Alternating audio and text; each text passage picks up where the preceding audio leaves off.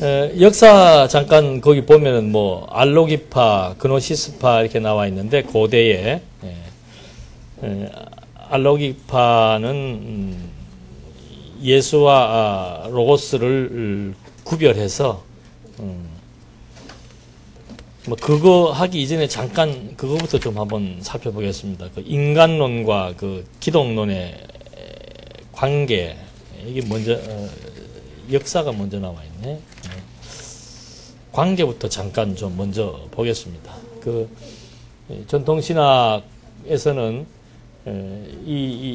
우리는 어떤 분야의 학문을 하더라도 전부 논리적으로 이렇게 연결을 시켜서 설명할 수 있는 그런 아주 그 체계가 있지요. 근데 그 지금 전통신학에서는 신론을 얘기했고 그 신론에서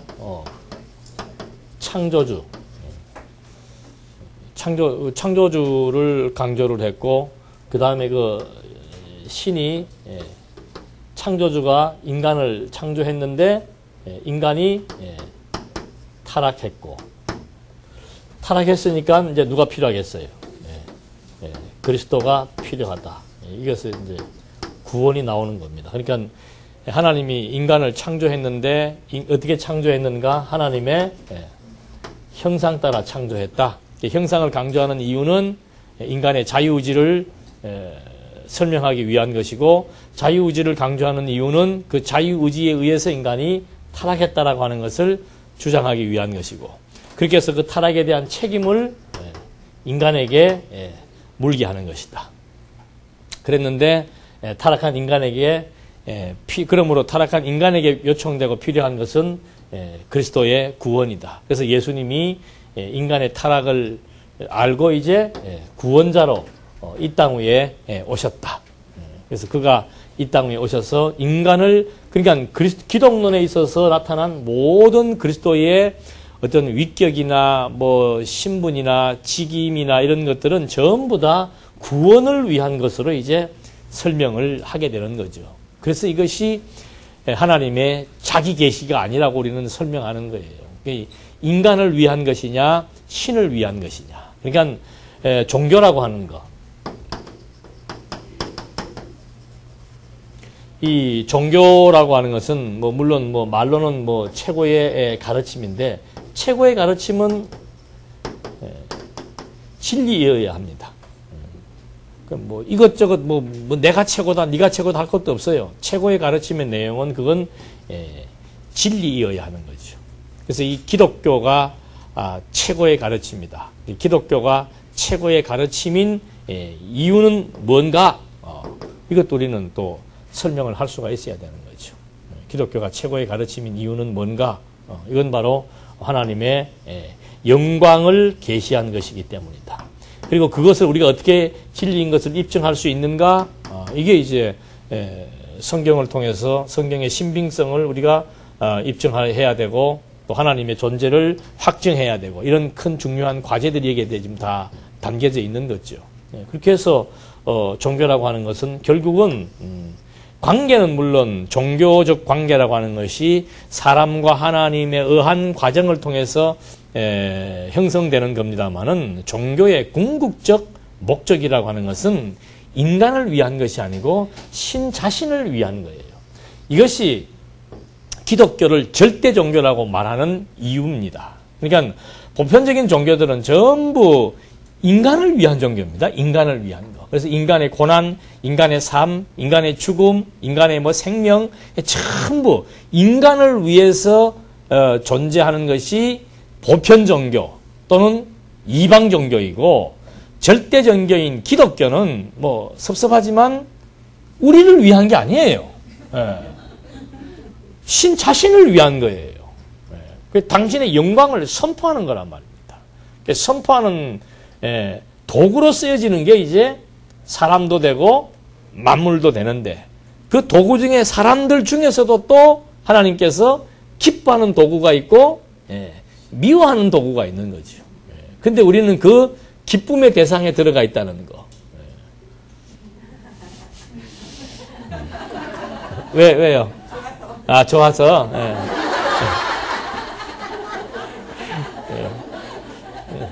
그 웃기만 해갖고 되겠어요? 박수도 치고 이래야지. 예. 아, 진짜 그런 그 기쁨이 우리에게 이렇게 충만해서 살아야 그게 즐거움이에요. 그게 재밌는 거예요. 이 지금 우리가 웃을 일이 뭐 있습니까? 예? 살면서. 예. 정말 하나님 모르고 이 엄청난 우주적인 하나님의 섭리가 이해가 안 된다면은 이거 뭐 진짜 사나마나한 삶이고 믿으나마나한 종교예요. 그러니까 일반 그 이방 종교들은 전부 인간의 그 무거운 짐 해결하기 위해서 인간의 열정과 인간의 노력에 의한 신의 가호. 이거예요, 이거. 모든 종교는, 절대 종교인 기독교 빼놓고는 전부 이거예요. 그래서 이 뜻을, 결국은 인간의 뜻을 관철시키려는 것이 종교의 출발이지요. 그러니까 이거 관철시키는 방법이 이제 뭐 수련, 아니면은 이제 뭐 헌신, 이거는 모든 종교가 다 요구하는 거예요. 똑같은 내세관을 가지고 있어도 그 인도에 가보니까는 그 힌두교도들은 죽으면 다시 이제 또 어떻게 해요? 태어나죠. 근데 그 사람들의 행복 지수가 우리보다 높아요. 그 사람들은 현재 불만이 없습니다. 거의 천민들의 사는 삶은 그건 우리나라 60년대는 양반이에요. 완전히 그냥 그 50평이란다. 50도 되는 그 더위에 이렇게 길가에 이런 버려진 땅 있으면 이렇게 그 천막 같은 거 있잖아요. 그거 치고 앉아가지고 그냥 뭐 뭘 먹는지는 모르겠어, 하여튼. 예. 그러고 살고 동양도 하고 막 배짝 말라가지고 못 먹으니까. 예. 그리고 그 더위에 노출돼갖고 살면서도 표정이 어떤가. 예. 그거 한번 뭐 가서 보시든지 TV를 보시든지 그 나이 많으신 할아버지 할머니들의 표정 한번 보세요. 나는 깜짝 놀랐어요. 옷은 거지야. 예. 남루한 옷차림에 지팡이 들고 이렇게 동양도 하고 다니는 표정이 평안스러워요. 왜 그런가? 그 이방 종교관에 의한 내세관을 가지고도 그러고 살아요. 왜? 내가 지금은 이렇게 신의 뜻에 의해서 내가 이렇게 살지만 내가 지금 살면서 불평과 불만하지 않고 만족하고 수양을 하고 산다면은 다음 생애에서는 무엇으로 태어난다? 예, 귀족으로 태어난다. 귀족으로 태어나는 방법은 또 승려가 되어가지고 본인들이 막 수련을 합니다. 예, 종교 성직자가 되어가지고 막 수련을 하고, 예, 그 수련은 막 진짜 무서울 정도예요. 엄청난 거리를 그냥 걸어가는 게 아니고 뭐예요? 예, 뭐라더라, 그거. 땅바닥에 절하면서, 예? 예, 오체투진가 뭐, 그거 해가면서, 예, 걸어가야 되고. 또 그 다음에 남성들은 그것도 옷 입으면 또 이 속세의 옷을 입으면 안 된대요. 예, 다 홀몸으로 그냥 벗고 걸어 다니고. 그래서 여자들은 벗을 수가 없잖아요. 그러니까 최고의 기적은 평생 못 되는 거야. 그 수련을 못 하기 때문에.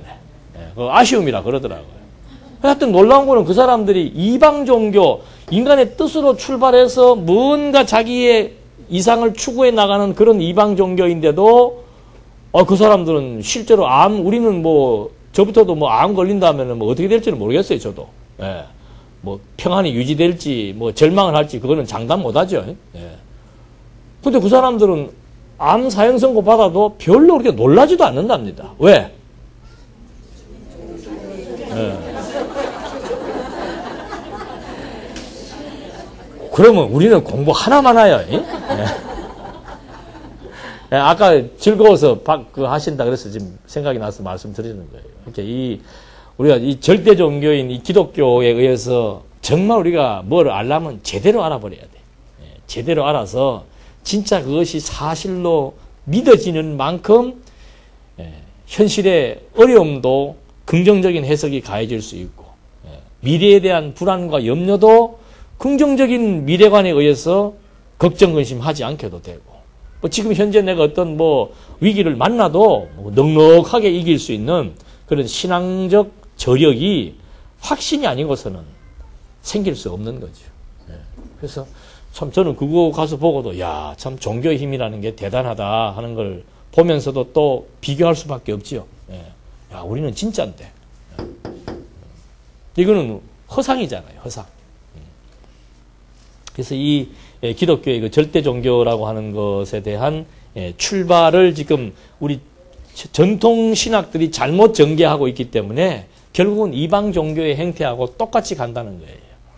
왜 죽기 살기로 맨날 회개하고 기도하고 봉사하고 헌신해야 되는가? 그러니까 그 원리는 다른 거죠. 우리가 충성하고 봉사하는 것과 전통적인 기독교에서 충성과 봉사를 시키는 그 이치가 다른 거예요. 우리는 깨닫고 그것이 가치롭다라고 여겨지고 참된 진리라고 하는 것에 대한 딱 판정이 떨어졌기 때문에 가치로우니까 가치 추구를 해나가는 것인데 여기는 그것이 아니고 뜻 추구예요. 뜻 추구. 자기의 뜻을 추구하기 위한 수단. 그래서 지금 이 신학적 구조가 이게 얼마나 이게 위험천만하게 잘못되고 있기 때문에 결국은 저는 신앙 양태가 발생한다라고 하는 것을 확인해 볼 수 있습니다. 그래서 이 기독론에 있어서도 이런 맥락 속에서 지금 기독론이 주어진다는 거. 그러니까 이게 기독론 다음에 나오는 거는 보나마나 뭐겠어요? 예, 구원론이고. 구원론 다음에는 뭐가 나오겠어요, 이제? 예? 구원받은 사람들이 모이는 데가 뭐예요? 교회잖아요. 예. 교회론이 나오는 거고. 이제 교회 끝나면 어디 가야 돼요? 예. 그래서 종말론이 이렇게 나오는 거예요.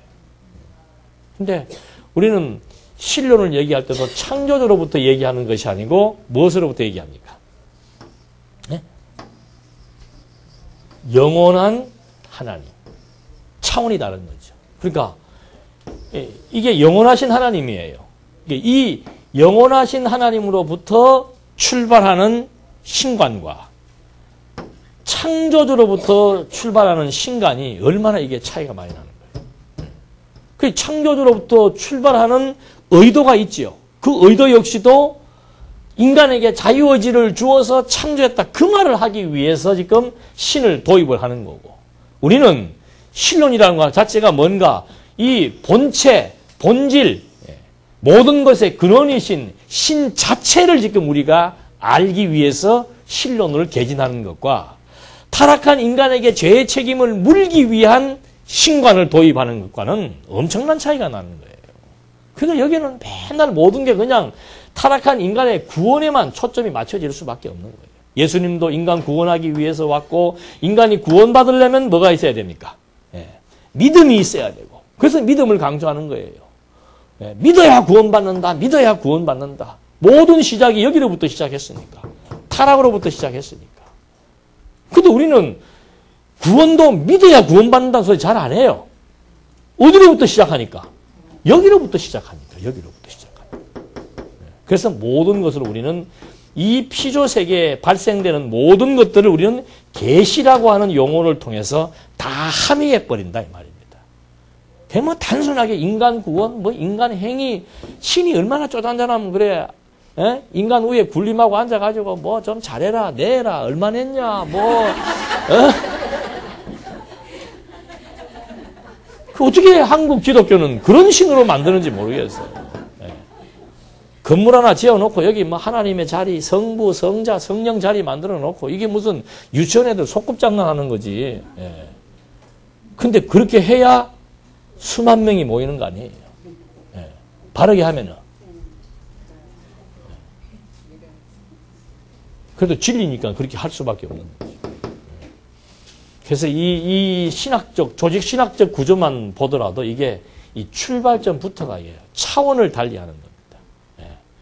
여러분, 이 신학은 진짜예요. 이 신학 하게 되면은 뭐 두뇌 활동도 좋아질 뿐만 아니고 생리적으로 두뇌 활동도 좋아질 뿐만 아니고 이 사고의 영역이 이제 전체를 조망할 수 있는 이게 전체 아니에요. 이게 본질계 아니에요. 본질계. 예? 요 현상계를 보는 본질계의 눈으로 현상을 보는 것과 현상에 서서 현상을 보는 것과는 하늘과 땅 차이죠. 예.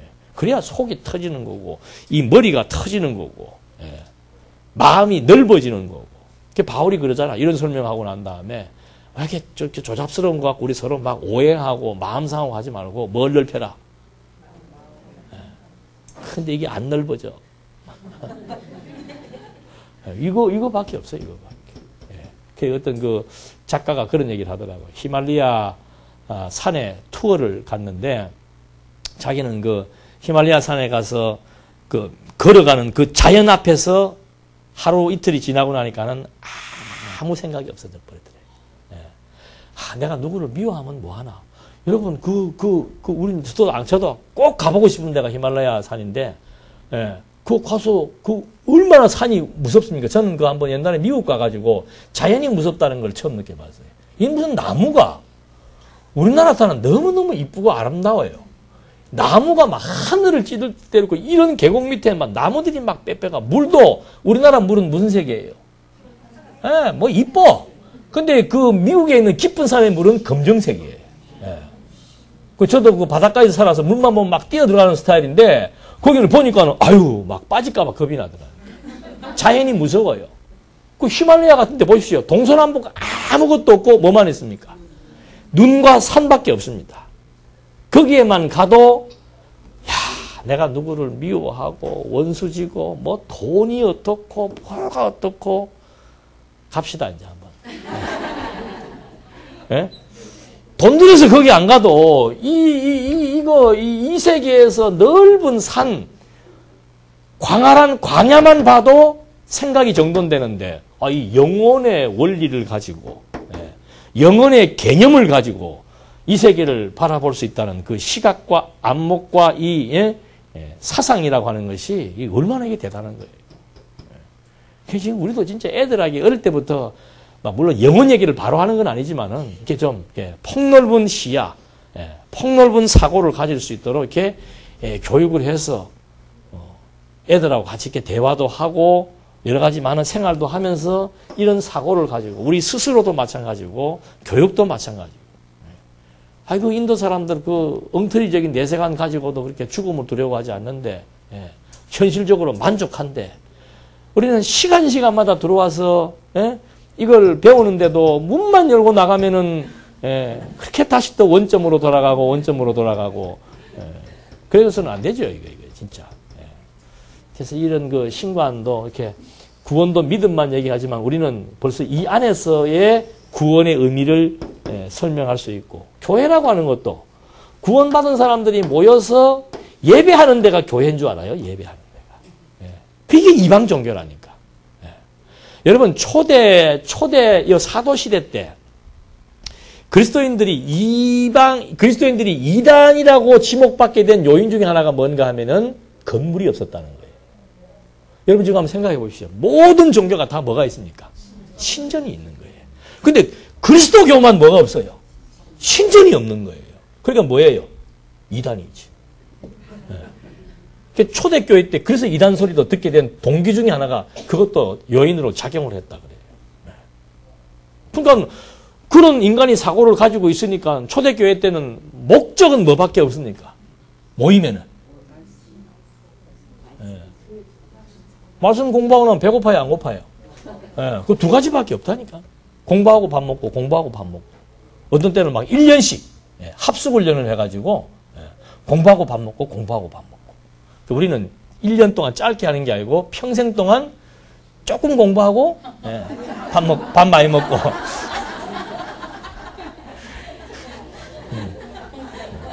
공부를 조금 했으면 밥도 조금 먹어야지.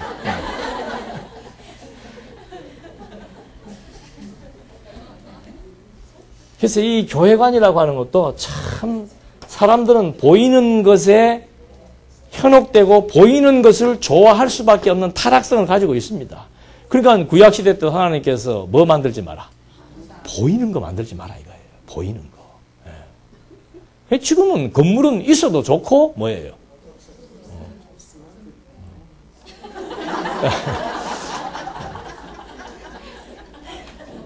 우리 지금 김옥자 권사님은 차를 갖다가 사가지고 그 안에다가 시설 다 해놨더만. 아까도 제가 지금 드린 말씀의 요지는 뭔가 하면은 모이는 목적이 뭐였어요? 예배드리러 모이는 거예요?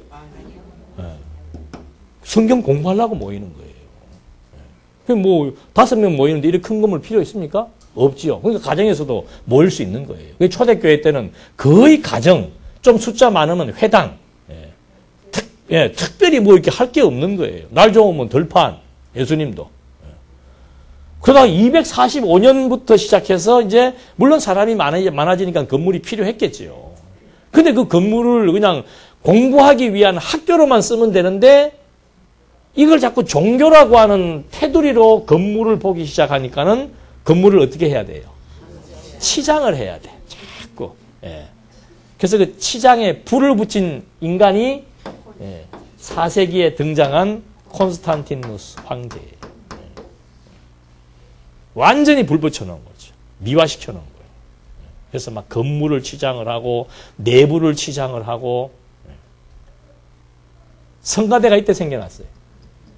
찬송을 부르면 다 같이 부르면 되지. 왜 뭐 특별히 내가 보기 뭐 크게 잘하는 것도 없더만. 예. 더군다나 지난번에 왔을 때 그 주일학교 애들 찬송하는 거 얼마나 보기 좋아요. 예. 아무나 찬송하도록 해야 되는데 이건 무슨 뭐 A 성가대, B 성가대 해가지고는 그거 들어가기도 힘들고. 예. 그게 다 4세기 때 만들어 놓은 거예요.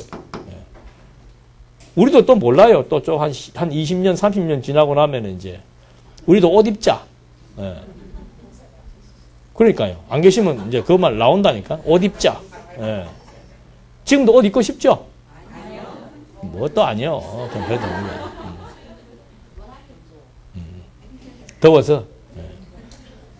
그리고 성가대 만들어가지고 요즘은 그거 좀 저는 그 70년대는 보면 큰 교회 가면 항상 그래요. 항상. 목사가 가운 입고 딱 성경책도 그냥 이렇게 안 두고 이렇게 딱 가슴에 품고 서면은 뒤에 두 줄로 누가 따라와요. 예. 천사 옷 입은 성가들이 쫙 따라오고 제일 마지막에는 돈통 들고 이러고 또. 그게 4세기에 만들어진 거라니까.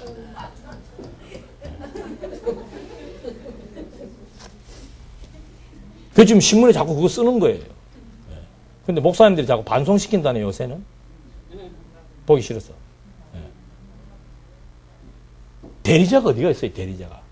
그리고 초대교회 때는 진짜 감독으로 쓰든 장로로 쓰든 목사로 쓰든 그 호칭 자체가 중요한 게 아니고 그런 다스리는 일, 가르치는 일을 하는 사람, 가르치는 일은 진짜 그냥 가르치는 일만 한 거예요. 다스리는 일을 하는 사람들은 말 그대로 봉사자예요. 이거 사람들 오면 막 안내하고 소개하고 헌신하고 막 이 사람들 와서 공부하고 밥 먹게 하는 일에 불편함이 없도록 뒤치다거리 하는 일을 했단 말입니다. 근데 이제 이때 와서 이제 완전히 기름도 붓고 성직이라 그래가지고는 차별을 둬가지고 이거 다 원점으로 돌아가야 되지. 원점으로 돌아가자니까 또 너무 또 무시하고 이러시면 안 됩니다. 이런 폐단들이 지금 전부 이 교회관, 로만 카톨릭의 교회관이 잘못되어져서 거기에서 개혁한 개혁주의 교회들도 결국은 이 틀을 못 벗는 거예요. 칼빈도 여기에서 완전히 벗지 못한 것이 세례와 성찬. 그거 여기서 못 벗어난 거예요. 그 세례와 성찬 할 때는 또 특별하게 막 엄격하고 엄중하고 그런 분위기를 조장을 하고 피아노 소리도 또 특별히 그때만 부르는 찬성이 있잖아요. 슬픈 거. 십자가 생각하면서 막 떡도 씹지도 못하고 삼켜야 되고 그런 것들이 잘못된 교회가. 근데 벌써 우리는 이 교회도 유형교회를 생각하는 것이 아니고 뭐예요? 다 이 안에서. 창세전 그리스도 안에서 벌써 세워진 영원한 교회. 그 교회의 영광을 지금 우리에게 보여주려고 이 피조 세계에서의 교회를 통해서 지금 하나하나 섭리해 나가시는 거죠. 종말도 마찬가지고. 이 교회에서 사람이 죽으면 세상이 끝나면 종말이 온다. 이런 시간적 개념을 초월한 거예요. 모든 만물이 어디에서 나왔어요? 나와서 지속됐다가 다시 또 어떻게 해요? 돌아가는 거. 어떠한 의미에서는 이거는 뭐 영원한 세계에서는 그냥 시종이 없는 거죠. 그냥 영원히 살고 있는 거예요. 근데 여기는 꼭 뭐 언제 죽는다. 그러니까 자꾸 죽음들을 두려워하고. 죽어야 산다면은 죽는 게 좋은 거예요, 나쁜 거예요? 각서를 받을까요, 지금 우리가 하나씩? 하나님께서 성경도 구약도 보니까 다 일 끝나면 어떻게 해요? 구약에는 모형적인 일이니까 모형적인 일은 뭐예요? 뭐 하니까 다 데려갑니까? 자식 놓으면 다 데려가는 거예요. 뭐 딴 거 없어요. 자식 놓고 웬만큼 크면은 그 다음에 자식 혼인하고 나면 바로 어떻게 해요? 와라 그러고 데려가고. 자식 놓고 혼인하면 또 데려가고. 그건 구약의 모형적인 시대지요. 구약 시대는 자식 놓는 게 굉장히 중요한 일이라니까. 왜요? 생육하고 번성시키시는 하나님의 언약을 성취하시는 사역이기 때문에. 지금은 무슨 사역이 중요한 거예요? 뭘 놓는 거예요, 우리가? 진리의 말씀을 전파하는 거 아니에요. 그리스도의 씨로 거듭나고 중생된 영혼들. 계속해서 진리의 말씀을 전파하는 것이 구약의 모형에서는 생육 번성하는 거하고 똑같은 거예요. 실체적인 세계는 뭔가? 그리스도의 씨로 거듭나고 중생시키는 그 일에 우리를 뭐로 쓰는 거예요? 도구로 쓰는 거죠. 우리는 다 신부예요, 신부. 그리스도의 신부. 신부는 지금 뭐 하는 거예요? 계속해서 자녀 생산하듯게. 진리의 말씀을 전파하고 진리의 말씀을 보존하고 계승하고 전승하고 전파하고 그거 지금 하되 제일 가까운 사람에게 사람을 맡겨준 게 누구예요? 그게 우리 자녀라니까요. 그 구약에서 자식 놓으면 데려가듯기 이 땅에서 하나님이 우리에게 자식을 준 것은 무슨 교육시키라고? 진리 교육시키는 거. 그게 임무예요, 임무. 근데 그 막중한 임무를 가지고 있으면서 우리는 자식에 대한 교육 그러면 뭐가 교육이에요? 어느 대학을 보내느냐, 그게 교육 아니에요.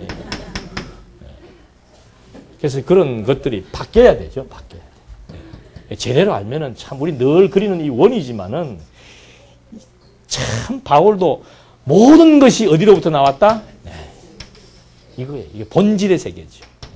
그러니까 계시 세계라고 하는 것은 이 본질의 세계를 우리에게 뭐 한 겁니까? 뭐 시간, 공간, 형상을 통해서 그냥 보여준 거죠. 보여준 거. 왜 보여줬는가? 이 세계의 영광을 알게 하려고. 이 세계의 가치를 알게 하려고. 이 세계의 은혜를 알게 하려고. 이게 알아져야 세속적 가치에서 초월적 가치를 갖게 되는 거죠. 이게 모르니까, 이 세계가 안 보이고 모르니까 사나 죽으나 뭐예요? 여기가 좋사오니. 일편단심이에요. 일편단심. 그래서 성경을 공부해야 되는 이유는 자꾸 이 크고 비밀한 세계를 자꾸 우리들로 하여금 인식에 확장을 시켜나가는 거예요. 그래야 정말 여기서 살아야 되는 인간의 본분, 인간의 직임, 마땅히 해야 될 일, 그게 뭔지 말 안 해도 다 나오잖아요. 근데도 왜 이렇게 힘이 안 나오는가? 그건 다른 거 없습니다. 아직도 우리가 속으면 안 돼요. 아직도. 내가 지금 지금 성육신 하니까 예수께서 인간의 몸을 입고 이 땅에 오셨다? 그거 쉬워요, 어려워요? 왜 대답을 안 하세요? 눈치들은 빠르셔가지고. 그거 쉬운 얘기 아니죠? 근데 그걸 지금 다 알고 있는 줄로 안다, 이 말입니다. 여러분, 언약과 성취라고 하는 것은, 언약은 구약 성경 전체를 함축시킨 엑기스적인 두 단어의, 두 자의 단. 그럼 이거 안다는 것은 뭘 다 아는 겁니까? 구약 성경 다 아는 거예요. 구약 성경 다 아세요? 속으면 안 된다니까.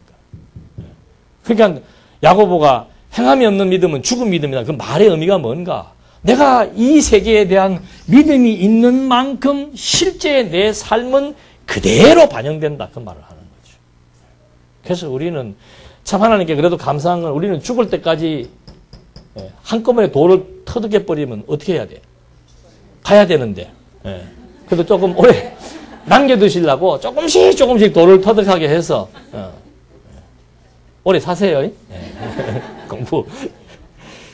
그래서 참 우리의 조직 신학을 하든 진짜예요. 조직 신학을 하든 여러 가지 많은 인문학을 하든 정말 이 원리 체계를 가지고 어떤 것을 대할 때는 기가 막힌 이론들이 막 빠져나와서 마지막 가서는 전부 하나님의 영광 중심으로 가장 가치로운 것 중심으로 하나님의 은혜의 본질을 중심으로 모든 것들이 다 결론적으로 정리될 수 있다라고 하는 것. 그런 맥락 속에서 전통신학과 우리 성경신학을 가지고 인간론과 기독론의 관계 아니면은 교회신학적 위치 이런 제목은 달기 나름입니다만은 하여튼 그런 맥락에 다른 맥락이 있다는 것을 확인해 볼 수 있습니다. 그런 이제 배경 속에서 기독론의 역사를 여기 보면은 고대 역사 나와 있고 쭉 나와 있는데 종교개혁 이전의 그 학파들이 있습니다. 고대 종교개혁, 종교회의, 고대 종교회의가 그 칼케톤 회의, 니케아 회의 뭐 이렇게 이제 보면은 그 종교개혁 이전이니까 예수님 그 1세기 이후로부터 4세기, 뭐 5세기, 6세기 요 시대 때 지금 이제 그 고대 종교 회의들이 있었습니다. 그 중에 그 주제가 성육신하신 그리스도에 대한 관점이에요. 그분이 정말 신인가 인간인가 하는 그런 그 관점들인데 여기에서 이제 인간 예수와 로고스를 이제 구별하기 시작을 합니다. 그러니까 물론 뭐 구별은 해야 되는데 아까도 말씀드린 대로 이게 참 중요한 얘기예요.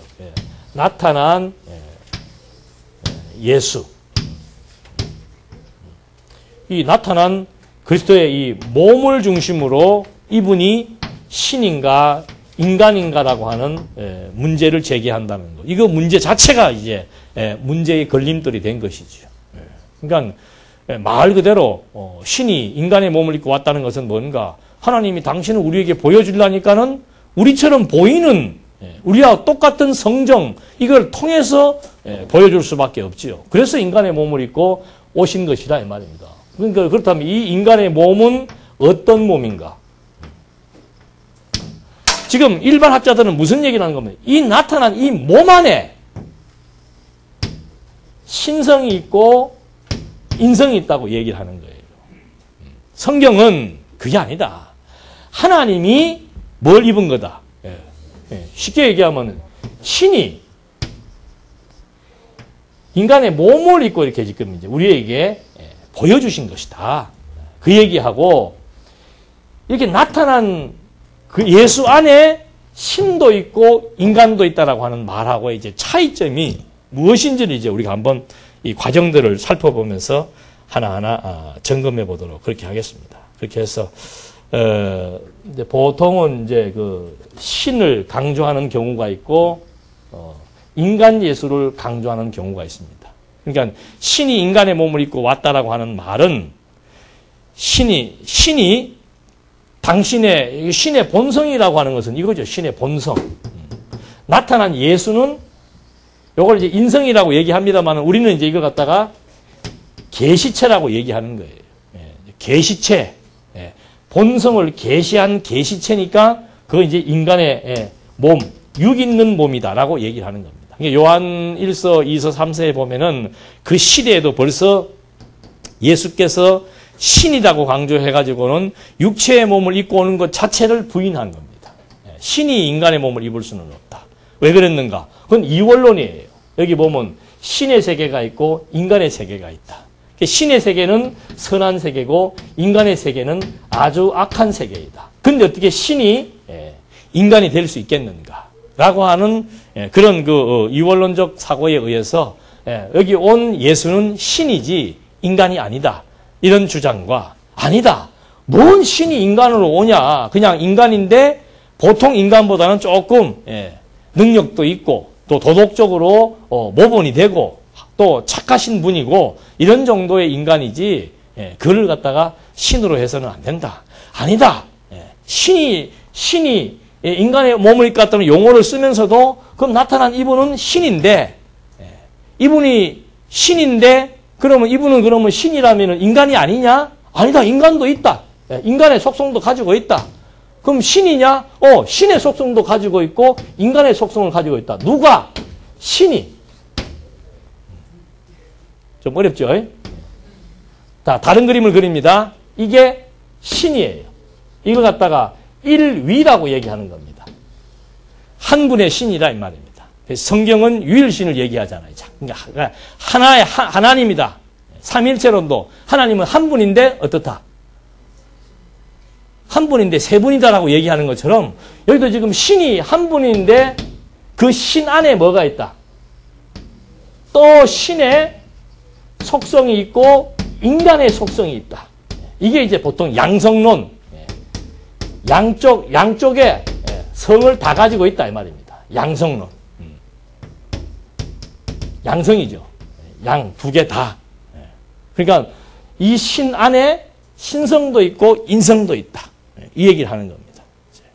자, 이제 하나씩 이제 좀 질문을 좀 이제 한번 해봅시다. 이 역사적인 거는 뭐 좀 이따가 한번 설명을 하더라도 이렇게 말이 나왔으니까 저 말에 대한 설명을 좀 한번 구체적으로 한번 해보십시다.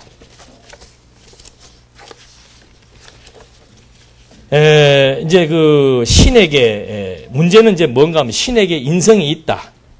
신에게 지금 뭐가 있는 거예요? 인성이 있다 이 말입니다. 그러면 이 신에게 인성이 있다는 말은 신이 뭐가 있다는 말이 되는 거예요. 그렇죠. 죄가 있다는 말이 되죠. 자, 신에게 죄가 있습니까? 없습니까? 신에게는 죄가 없죠. 신에게는 죄가 없으면은 성경은 이 신이 뭘 입고 왔다 그랬어요? 죄 있는 모양으로, 육의 모양으로 왔단 말입니다. 그러면 예수님이 인간의 몸을 입고 오셨는데 그럼 예수님이 죄인이란 말입니까? 의인이란 말입니까?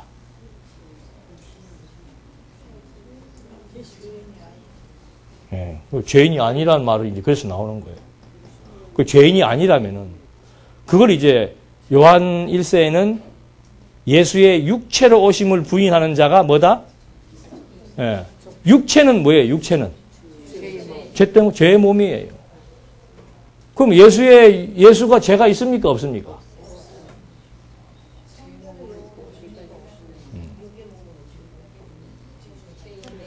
지금 이 얘기, 인성 얘기하는 거예요, 인성. 예수가 신이 예수님께 신성도 있고 인성도 있다는 주장을 했을 때 인성이 있으니까 그 인성이라는 것은 육 있는 몸이잖아요. 육 있는 몸에는 죄가 있어요, 없어요? 근데 왜 죄가 없다 그러냔 말이에요.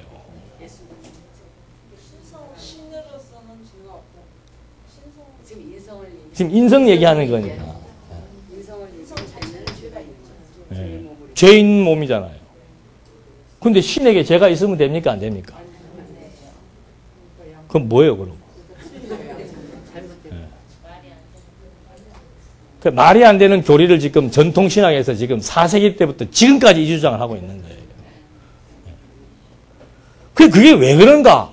그 그노시스 사람들하고 같은 생각을 갖고 있는 게 신은 죄가 있으면 된다, 안 된다? 그런 명제를 가지고 있는 거예요. 근데 지금 이 오신 분이 누구예요? 신이잖아요. 예? 이 신에게 인성, 죄 있는 몸이 있으면 된다, 안 된다? 안 된다 그러면 또 어디에 걸리는 겁니까? 적그리스도가 되는 거예요, 적그리스도가. 예. 그러니까 육을 입고 있기는 있지만 뭐는 아니다. 죄인은 아니다. 왜 그런가? 그 증거를 뭐로 되는가 하면은 성령으로 잉태했기 때문이다. 이렇게 얘기를 하는 거예요. 네. 그럼 성령으로 잉태했으면 예수님은 죄인이에요, 아니에요?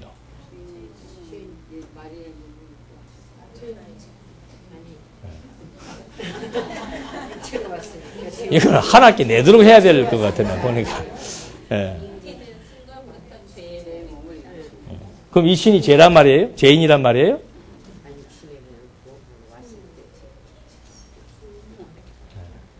내가 여러분들을 너무 힘들게 하는 것 같은데. 그게 지금 전통신학자들, 양성론입니다, 이게. 예. 전통신학자들이 지금 이런 카테고리에 의해서 예수께 죄가 있다, 없다를 지금 접근한 거예요. 예. 자, 요거는 사람을 그려놓고 얘기한 것이고, 예. 보통 이제, 학자들은 이렇게 얘기를 하는 겁니다. 요 1위가 신이다 이 말이에요. 삼위일체의 하나님이다 이 말이죠. 근데 그 안에 이제 뭐가 있다? 신성도 있고 인성도 있다.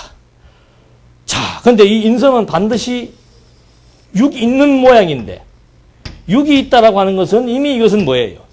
죄의 몸이다. 요 부분만 설명하면 맞아요, 틀려요? 문제가 없는데 이 말을 지금 했잖아요.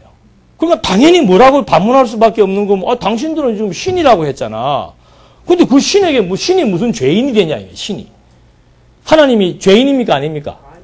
그렇게 물으면 아니라고 해놓고는, 다 이렇게 해놓고서는 신은 뭐다?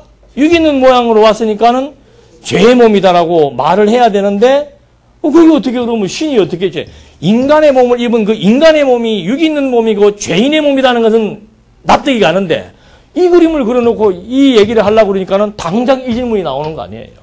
이 질문을 피하기 위해서 또 다른 대답이 뭐예요? 성령으로 잉태했다. 자, 성령으로 잉태했기 때문에 죄가 없다. 맞아요? 틀려요? 성령으로 잉태했기 때문에 죄가 없다.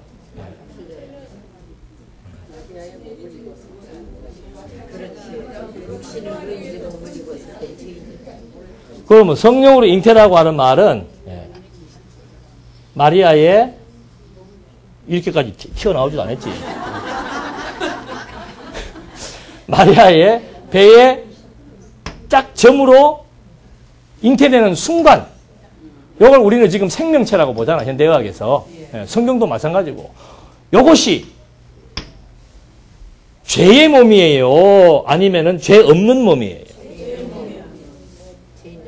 성령으로 잉태했는데? 아까 그랬잖아요. 성령으로 잉태했기 때문에 죄 없다 그랬잖아요. 절반은. 아, 전통신앙에서 그런다고? 어떤 녹음을 하든지.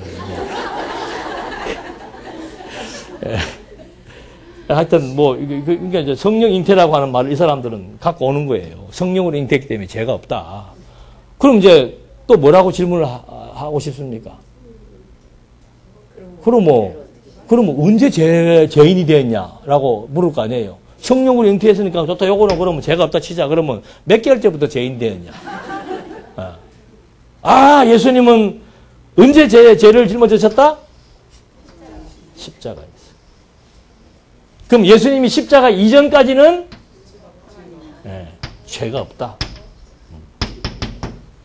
자, 그럼 예수님이 십자가 지기 이전까지는 그럼 우리하고 같은 몸이다, 다른 몸이다? 그래야 맞잖아요. 다른 몸이라고 해야 되잖아요. 다른 몸이라면은 요한일서에서 뭐라고 얘기한 거예요? 너희들은 적 그리스도다. 요한일서에서 그렇게 얘기한 거예요. 그러니까 지난번에 그 통합 측에서 지금 말한 부분이 우리는 이걸 뭐 얘기한 것도 없어요. 목사님 책 가지고 자기들이 마음대로 인위적으로 해석을 해가지고 우리는 지금 뭐 예수를 갖다 죄 있는 몸이라고 그랬다라고 해서 이단성이 있다고 얘기를 한 거예요. 지금 이거 그대로 지금 추적에 들어간 이렇게 얘기를 한 거예요. 당신들이 그렇게 주장한다면은 이건 어떻게 되고 이건 어떻게 되고 이건 어떻게 되면 그럼 마지막 가서 그럼 예수가 십자가에서 짐졌다면은 그 이전까지는 우리하고 다른 몸이냐? 성경은 육 있는 모양으로 오셨다는데 오신 것이 그러면 십자가에서 왔냐 이 말이에요. 예? 육 있는 모양으로 온 것이 그러면 십자가에서 죄의 몸을 입었다면 진짜 예수님이 온 거는 언제 온 거예요 그러면? 십자가에서 날라온 거야. 그 전까지는 그럼 뭐예요? 귀신이에요? 환상이에요? 뭐예요 그럼 그 전까지는? 그래서 10일 안 걸더라니까. 걸 수가 없죠? 연구는 할만하죠. 그러니까 그 사람들의 질문은 누구냐? 누가 이런 말을 하냐? 그게 궁금한 거예요. 누가 이런 말을 하는 게 궁금한 게 아니고 이론을 지금 잘 들어봐야지, 이론을. 그러니까 성령 잉태를 한번 추적해 보십시다. 여러분, 성경에 예수께서 성령으로 잉태한 이유를 뭐라고 얘기했습니까? 마태복음 1장 22절로 23절에 보면은 찾지 마세요. 집에 가서 찾아보세요. 주께서 선지자로 하신 말씀을 이루려 하심이니 가라사대. 보라. 누가? 처녀가 잉태하여 아들을 낳는 그것은 선지자 이사야가 700년 전 예언한 그 예언을 본문에 그대로 나와 있어요. 그 이름을 선지자로 하신 말씀을 뭐 하기 위해서? 이루기 위해서. 그러니까 예수께서 성령으로 처녀의 몸에 잉태된 것은 뭐 때문에 그런 거예요? 선지자의 예언이에요, 예언. 그 예언을 이룬다는 것은 표적이에요, 표적. 그리스도인 표적을 지금 보여주기 위해서 700년 전에 처녀가 잉태할 것이다. 처녀가 잉태하려면 그게 가능해요, 불가능해요? 성령의 역사가 아니면 불가능한 거죠. 그렇게 해서 지금 성령의 잉태를 통해서 이가 구약의 언약을 성취하기 위한 성령의 잉태지, 처녀의 몸에 성령으로 잉태한 것이지, 죄 없다라고 하는 걸 지금 하기 위해서 성령으로 잉태했다면은 언제 죄졌냐? 그러면 십자가에서 죄 짊어졌다? 그럼 그 이전까지는 그러면 우리하고 다른 몸이냐? 이 말이지요.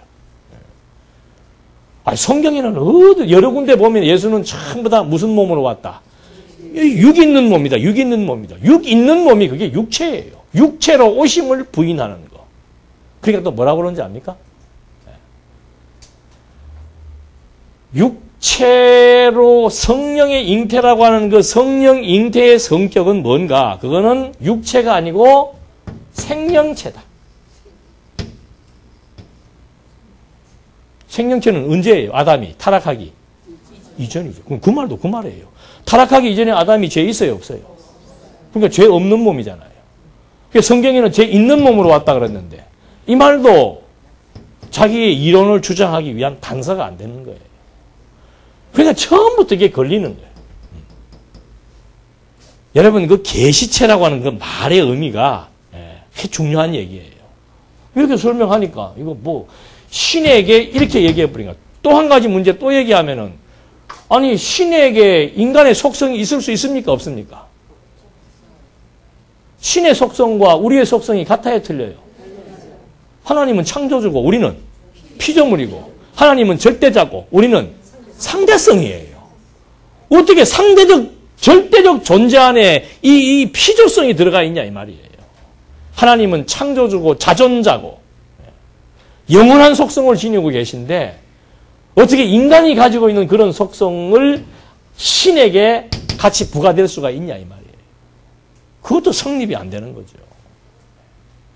그러니까 뭐 신성도 있고 인성도 있는데 이 두 개가 서로 이렇게 쫙 붙어갖고 서로 떨어진 것도 아니고 떨어져 버리면 또 신 따로 인간 따로가 돼버리잖아요.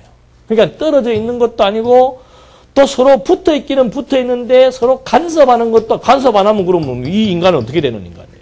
예? 아까 우리 권사님 질문하신 대로 여자를 보면 음력을 품어요, 안 품어요? 품죠. 예. 좋은 물건 보면 갖고 싶잖아요. 또 유독스럽게 예수님은 총각이었는데 주변에 누가 많아요? 예. 그러니까 당연히 그런 상상을 할 수밖에 없는 거죠. 만약에 이게 따로라면 간섭을 하지 않는다고 또 얘기하는 거예요. 그러면 당연히 예수님도 범죄 요지가 있지요. 그러니까 성령의 충만이라는 말을 하려면은 이런 구도로 얘기해서는 안 된다 이 말이에요. 붙어서 서로 있는데 왜 성령이 역사를 신의 속성이 인간의 속성을 잡아먹을 수도 있는데 안 된다고 또 얘기하는 거예요. 서로가 이게 딱 독립적이면서도 서로 이렇게 연합되어 있다. 그런 말은 이제 다른 걸 피하려고 그런 이론을 만들어냈는데 그 이론 자체가 지금 이렇게 성립될 수 없는 저런 부분들을 가지고 있습니다. 그래서 죄의 몸이라고 하는 것도 죄의 몸을 입었다는 거 신에게 죄인의 몸이 있다는 것을 피하기 위해서 성령 잉태를 강조했고 성령 잉태로 말미암아 죄가 없고 그때 성령으로 잉태됐기 때문에 죄 없는 생명체라는 주장을 하더라도 그럼 언제 어느 시점에서 죄인이 되었는가라고 얘기할 때 십자가라고 한다면은 그 이전에는 그럼 예수님은 육이 있는 몸이 아닌 게 되는 거죠. 그래서 더 결정타를 맞게 되는 그런 논리가 되는 겁니다. 근데 초대에 말씀드린 대로 예수님은 다 밝히잖아요. 아브라함과 다윗의 자손이다. 아브라함이 생명체예요, 육체예요? 아브라함과 다윗의 자손이다. 다윗의 혈통은 그것도 죄의 피예요, 죄의 피. 그런 용어들이 이제 예수님께서 육체로 오심을 증거하는 그런 뭐 분명한 하나의 그 단서가 됩니다. 그래서 우리의 입장은 예수님께서 뭐 죄가 있다 없다는 그 말의 의미가 나타난 그러니까 이걸 만약에 본체 하나님께서 인간의 몸을 입고 이게 이제 하나의 계시체지. 인간의 몸, 육 있는 몸, 그건 죄의 몸이에요. 신이 죄인이라는 게 아니고 신이 죄 있는 몸을 입고 죄를 다 뒤집어 써서 오신 거라 이 말이에요. 당신이 또 직접적으로 범죄를 저질러서 죄인 된 것도 아니고 그런 의미에서의 죄인이라는 말을 우리는 쓴다는 말이죠. 그래서 죄인의 몸을 입었다라고 해서 예수님을 범죄자로 인정해서는 안 된다는 거예요. 말 그대로 신이기 때문에 이 신이 인간의 몸을 입었기 때문에 그 인간의 몸, 우리의 지금 언어 개념으로 표현을 하면은 성령 충만이에요. 우리에게도 성령이 역사합니까? 안 합니까? 하잖아요. 내가 지금 뭐 남에게 물건을 딱 훔치고 싶다가도 성령이 역사해서 야, 그거 너 가져봤댔자. 네 것 안 된다. 하나님이 다 주신 분복이 있다. 그게 성령의 역사로 깨달아 믿어지면은 가져요, 안 가져요? 안 가지죠. 그게 범죄하지 않는 거란 말입니다. 예수님은 성령이 충만하니까 그런 어떤 범죄로부터의 자유로울 수 있는 그런 인간의 몸을 가지고 입었다고 우리는 말할 수 있는 거예요. 그러니까 본인 자신이 스스로 지은 범죄에 의한 죄인이 아니고 구약 성경에 나오잖아요. 어린 양에게 뭐 하는 거예요? 죄를 전가시키는 거. 그 사도 요한도 세상 죄를 지고 가는 어린 양 보라 이 말이에요. 십자가 지기 이전이었어요. 세상 죄 지고 가는 어린 양 봐라.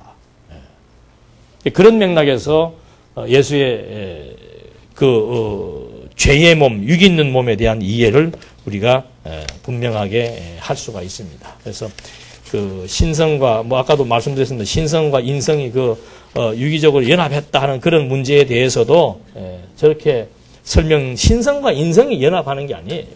그냥 신이 인간의 몸을 입어서 보여준 것이 두 개가 저렇게 연합이라고 하는 것은 대등관계를 의미하는 겁니다. 대등관계. 대등관계니까 신성이 인성을 억누르지 못하고 인성이 신성을 지배하지 못한다는 그런 의미란 말이에요. 어떻게 인성이 신성과 대등관계가 될 수가 있습니까? 말이 안 되는 소리죠. 그래서 저기 양성이 같이 존재한다는 것 자체가 말이 안 되고 의미가 맞지 않는다는 것. 그래서 늘 말씀드리는 대로 이 본성은 하나님인데 그 하나님께서 인간의 몸을 통해서 우리에게 보여주어서 그 몸, 육 있는 몸, 죄의 몸을 입어서 당신이 구약의 언약대로 언약을 성취하셔서 그게 마지막 죄의 몸을 벗어야 될 거 아니에요. 죄 있는 몸으로 오셔서 구약의 언약을 다 이루시는 거예요. 그게 사복음서의 내용이에요. 죄 있는 몸 입고 오셔가지고 사복음서의 내용대로 직임과 신분과 사역과 본성을 다 증거해주고 죄 있는 몸을 뭐 하는 겁니까? 벗어버리고 돌아가는 거다 그 말이에요. 그게 계시사역이에요. 계시사역. 그래서 그 요한복음에 나와 있는 대로 영원한 말씀으로부터 이게 신성이지요. 본성이지요. 영원한 말씀으로부터 시작되어져서 이 신이 이쪽 피조 세계에 여기에 들어오려고 그러니까는 형상화될 수밖에 없는 것이고 이 세계에 존재하는 인간의 몸을 통해서 당신을 계시하도록 이미 구약에도 언약이 되어 있고 창세 전부터 그리스도를 통해서 섭리하겠다는 거. 그런 그리스도라고 하는 말 자체가 기름 부음 받는 자를 의미하는 거잖아요. 그러니까 창세전 그리스도를 통해서라는 그 그리스도의 말의 의미가 이미 성육신을 내포하고 있는 거죠. 인간의 몸을 입고 오셔서 기름 부음 받은 삼직을 다 완수하실 것.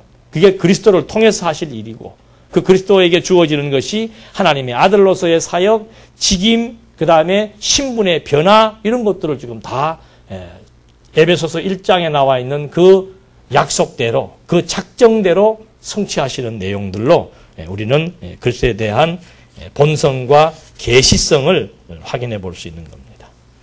이렇게 쉬운 얘기는 아닙니다. 이게 금방 여러분들이 강의를 들었다고 해서 다 소화되고 하지는 않겠지만은 하여튼, 원론적이고 개괄적인 내용은 이렇게 말씀을 드렸으니까 이제 앞으로 이런 개념을 가지고 성경을 공부하면서 이렇게 그리스도에 관한 내용이 나올 때 이게 좀 연상이 되면 아마 훨씬 공부하시는데 도움이 될 거예요. 이제 9월 달에 만나기로 하고 기도하시겠습니다. 하나님 아버지, 저희들에게 정말 중요한 내용들 깨닫게 해주시고 항상 지혜와 명철을 허락해 주셔서 하나님의 존재의 확증에 의한 우리의 삶의 의미가 투영될 수 있도록 인도해 주시옵소서. 예수님의 이름으로 기도드립니다. 아멘.